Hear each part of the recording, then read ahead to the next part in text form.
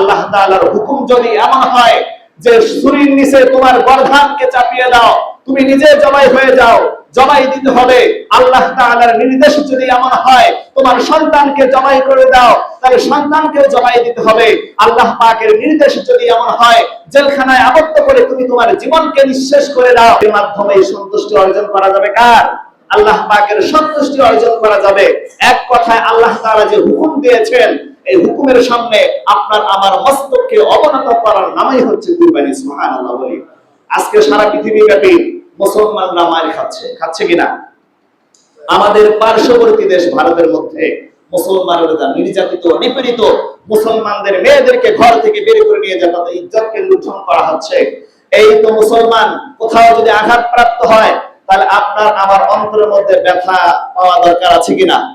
গোটা মুসলিম বিশ্ব হচ্ছে একটা দেহের মতো। কোন দেহের মধ্যে যদি আঘাত পায়, তার পুরো শরীরে যেমন অনুভব করে, ঠিক তদ্রূপ ভাবে এক দেশের মুসলমানের মধ্যে যদি আক্রমণ হয়, তারা যদি নির্যাতিত হয়, নিপীড়িত হয়, আপনার আমার প্রতিবাদ করার দরকার আছে কিনা? কিন্তু এই কুরবানির শিক্ষা থেকে আমরা শিক্ষা নেই না।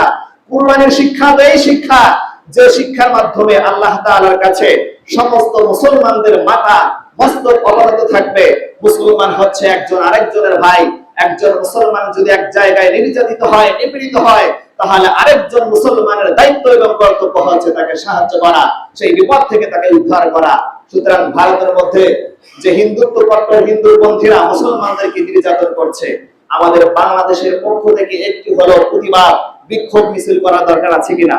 আমাদের বিরুলিয়া উলামায়ে কেরামের পরিষদ থেকে হয়তোবা কোনো ডাক আসতে পারে মিছিলের জন্য, আমরা অন্তত তাদের বিরুদ্ধে স্লোগান দিতে পারি, বিক্ষোভ মিছিল করতে পারি। এইটা হচ্ছে আপনার আমার ঈমানি দায়িত্ব। কিসের দায়িত্ব? ঈমানি দায়িত্ব। সর্বস্তরের সকল মুসলমানের দায়িত্ব হচ্ছে সেই কট্টর হিন্দুপন্থীদের বিরুদ্ধে স্লোগান দেওয়া, তাদের বিরুদ্ধে অবস্থান নেওয়া, তাদের পণ্যগুলোকে বর্জন করা। এইটা হচ্ছে আপনার ঈমানি দায়িত্ব। মুসলমানরা যদি এক থাকে, কুরবানির শিক্ষা যদি তারা নিজেদেরকে অর্জন করে নিতে পারে, তাহলে বিশ্বের কোথাও কোনো জায়গা মুসলমানরা মার খাবে না। কিন্তু আমরা আজকে কোরআন থেকে দূরে সরে গিয়েছি, হাদিস থেকে দূরে সরে গিয়েছি, কোরআনকে আমরা আঁকড়ে ধরি না। এই জন্য আজকে মুসলমানরা মার খাচ্ছে। মুসলমানদের মধ্যে কোনো একতা নাই, ঐক্যতা নাই। এই জন্য আমাদের একতা, ঐক্যতা দরকার আছে কিনা? কথা বলেন। অবশ্যই দরকার আছে। এই জন্য কুরবানির শিক্ষা থেকে আমাদেরকে শিক্ষা নিতে হবে, সবাইকে একত্রিত হতে হবে, আল্লাহর হুকুমগুলোকে সঠিকভাবে যথাসময়ে আদায় করতে হবে।